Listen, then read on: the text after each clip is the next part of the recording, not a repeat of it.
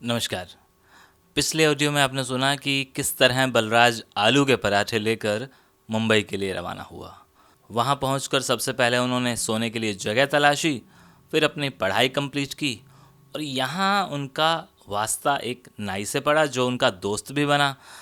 इन दोनों बातों का जिक्र आगे, लेकिन अब बात कर लेते हैं नौकरी की।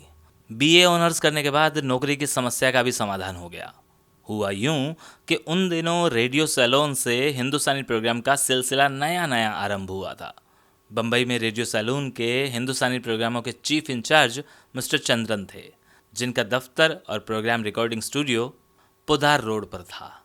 उन्हें बलराज का चेहरा, मोहरा और आवाज़ इतनी पसंद आई कि चंद्रन साहब ने मुलाकात के दूसरे दिन ही बलराज को बुलाकर बिना किसी इंटरव्यू के ही बतौर अनाउंसर के अपॉइंटमेंट लेटर हाथ में थमा दिया, जो पहले से ही तैयार था। बलराज ने कॉन्ट्रैक्ट पर हस्ताक्षर किए और नौकरी पर लग गए। उनके ज़िम्मे यह काम था कि बड़े बड़े फिल्मी सितारों से मिलना और रेडियो सैलून के लिए उनका इंटरव्यू करना। और सबसे पहला इंटरव्यू प्रसिद्ध हीरोइन निम्मी का हुआ। यह इंटरव्यू बहुत सफल रहा। फिर तो सिलसिला चल निकला। उसके बाद दिलीप कुमार और देवानंद के बलराज ने इंटरव्यू लिए और देवानंद की सिफारिश पर सुरैया ने भी इंटरव्यू के लिए समय दे दिया। बलराज की आवाज़ और उसके इंटरव्यू लेने के अंदाज ने लोगों को बहुत जल्द अपनी ओर आकर्षित कर लिया और घर घर में बलराज की आवाज़ की चर्चा होने लगी। बलराज को एक इंटरव्यू के लिए उस समय 25 रुपये मिलते थे और इस बीच एक अभिनेत्री ने, जो सुरैया जितनी ही प्रसिद्ध और सफल थी, उसने अपना इंटरव्यू देने के लिए बहुत चक्कर लगवाए। एक बार उस हीरोइन के भाई ने दूसरे दिन सुबह 11 बजे हीरोइन से मिलने का समय निश्चित किया, लेकिन बलराज जब इंटरव्यू लेने पहुंचे तो उसे पता चला कि अचानक शूटिंग पर हीरोइन को जाना पड़ गया, इसीलिए कल सुबह 10 बजे आइएगा, ये कहा गया। बलराज सुबह 9:45 ही वहां पहुंच गए। हीरोइन के भाई ने उसे भीतर कमरे में बिठाया। 11 बजे तक प्रतीक्षा करने के बाद भी वहाँ कोई नहीं आया तो आखिर नौकर ने आकर सूचना दी कि मैडम की तबीयत आज ठीक नहीं है, इसलिए वो सो रही हैं। 2-4 दिन बाद आप फ़ोन करके आइएगा, मैं मैडम से कह दूंगा और आप चिंता ना करेंगे। वैसे आप चाय पियेंगे क्या? और इससे पहले कि बलराज जवाब देते, दरवाज़ा उनके मुंह पर बंद कर दिया गया और बलराज बाहर ही रह गए। अब इस वाक्य के बाद उनके चेहरे पर 12 बज रहे थे। चर्च गेट और मरीन ड्राइव के कोने पर समुद्र किनारे एक ईरानी होटल था, जहां सुबह की चाय के लिए बलराज अक्सर जाता था।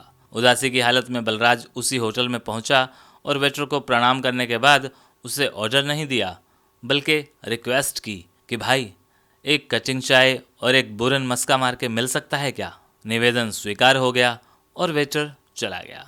अभी दोपहर थी और रात के 9 बजे तक का समय बिताना था, क्योंकि नाई दोस्त की दुकान में सोने के लिए उसी समय पहुंचना था जब तय हुआ था। बस आवारगी का मूड बन गया और चर्च गेट स्टेशन के सामने एरोज सिनेमा पहुंच गया। 3 बजे के शो की एक टिकट ली, थिएटर में बैठ गया। वहां राज कपूर की फिल्म आवारा लगी हुई थी। फिल्म अच्छी लगी और समय भी अच्छा कट गया। 2 ही दिनों के बाद चंद्रन साहब ने बलराज के निवास स्थान अर्थात अकरम नाई की दुकान पर एक चिट्ठी भेजी, जिसमें दूसरे दिन 10 बजे से पहले दफ्तर आने का आदेश था। बलराज आदेश के अनुसार चंद्रन साहब के आने से पहले ही उनके दफ्तर पहुंच गए। चंद्रन साहब ने मुस्कुराते हुए दफ्तर में जब प्रवेश किया, प्रसन्नता उनके चेहरे से फूट पड़ रही थी। भीतर आते ही बलराज से कहा, कल सुबह 9 बजे मैडम ने तुम्हें इंटरव्यू के लिए बुलाया, बस अच्छी तरह से तैयारी करके पहुंच जाओ। पहले तो यह बात सुनकर बलराज को बड़ी हैरानी हुई और फिर उसने कहा कि जनाब, उस मैडम का इंटरव्यू आप स्वयं ही ले लें। किसी और कलाकार का जब कभी भी इंटरव्यू लेना हो आप मुझे कह सकते हैं, मैं सिर के बल चल कर जाऊँगा, मगर उस मैडम का इंटरव्यू के लिए मैं क्षमा चाहता हूँ। और हाँ, इस इंटरव्यू के लिए प्रश्न तैयार करके मैं आपको ज़रूर दे दूँगा, यह मेरी जिम्मेदारी रही। अब चंद्रन साहब की बेबसी देखने लायक थी। आदेश निवेदन में बदल गया, आदेश प्रार्थना में बदल गया और बलराज को हामी भरनी पड़ी। दूसरे दिन बलराज 9 बजे से 10 मिनट पहले ही मैडम के घर पहुंच गया और यह देखकर चकित रह गया कि मैडम बलराज के सामने इंटरव्यू के लिए तैयार थी। उन्होंने आप कहकर बलराज को संबोधित किया और पहले तो हाथ जोड़कर क्षमा मांगी। फिर नौकर को चाय का आदेश दिया, जिसका तुरंत ही पालन हुआ और नौकर ने 2 प्याली चाय लाकर रख दी। मैडम ने चम्मच अपने हाथ में लेते हुए कहा कि आप कितनी चम्मच शक्कर लेंगे।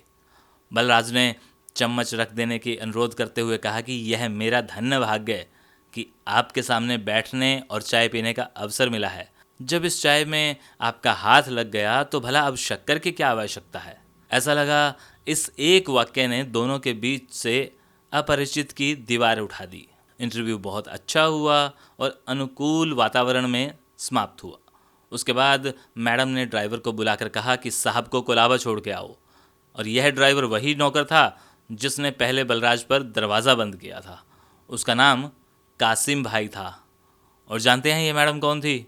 यह थी मशहूर हीरोइन नरगिस, जो बाद में बलराज दत्त साहब की बेगम बनी। वाक़या छोटा है लेकिन बहुत ज़्यादा इंटरेस्टिंग था। तो आगे की कहानी बलराज साहब की यूं ही टुकड़ों में सुनाऊंगा। बहुत ज़्यादा नहीं है, 3 से 4 छोटी छोटी किस्से हैं। शुक्रिया।